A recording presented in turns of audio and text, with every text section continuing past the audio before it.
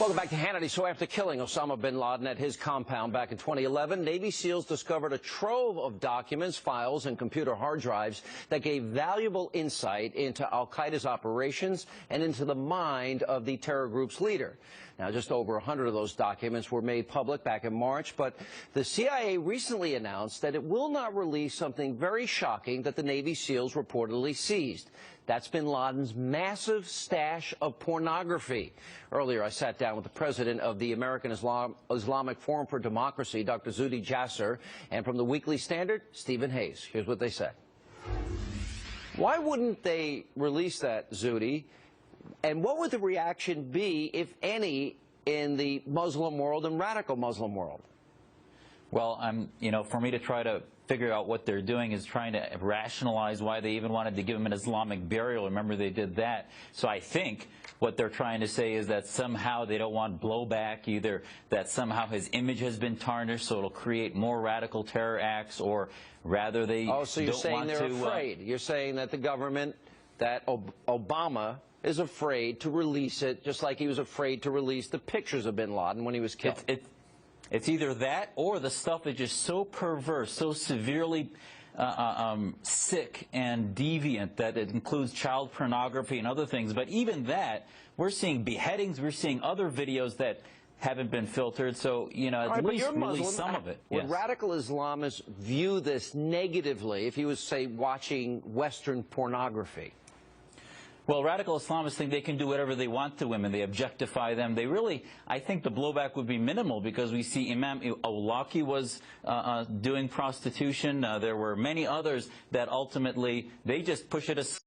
The 9/11 bombers went to strip clubs and other things, and they thought they would go to heaven, to 72 virgins, and it wouldn't matter. So that's a really good point. I don't think that's actually going to be a factor. Stephen, I like to get as much information from the government as possible. I'm not really sure if I can figure out their rationale here. But the thing that concerns me the most is what Dr. Jasser is saying, and that is that maybe the Obama administration is afraid that, oh, this might incite people that hate us already. That's the mindset that scares me the most.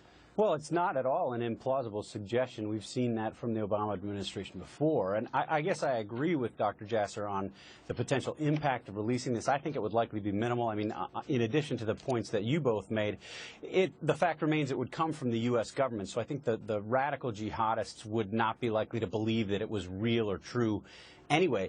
But the bigger point is the one that you made at the very beginning, Sean, and that is we've seen only 100 documents. The Navy SEALs who went in there, the sensitive site exploitation team that gathered those documents, had more than 1 million documents in their possession when they got on that helicopter and flew back. There was a very good job of exploiting those documents initially, and then the documents sat untouched for as long as a year, according to the former director of the DIA, Mike Flynn. We now know that there are very interesting and important things in those documents that tell us about al-Qaeda, tell us about the relationships that they had with the Pakistani intelligence services, the regime in Iran, that have direct bearing on the debates that we are having today about policy. The American people should be able to see that, and at the very least, members of Congress should be able to see that. But members of Congress, including members of the Intelligence Committee, are not yet being allowed to see these documents. That's an outrage. What's your reaction to that? I still want to see the pictures of him shot dead, and because I take a very different take. The administration's fearful that it might incite, quote, radical Islamists. They already hate us. They're already trying to kill us anyway, Dr. Jasser. I want a message sent. This is going to be you. You attack America, we're going to hunt you down no matter how long it takes, and we are going to kill you and put a bullet in your head and a bullet in the rest of your body wherever we have to shoot you. I like that message being sent.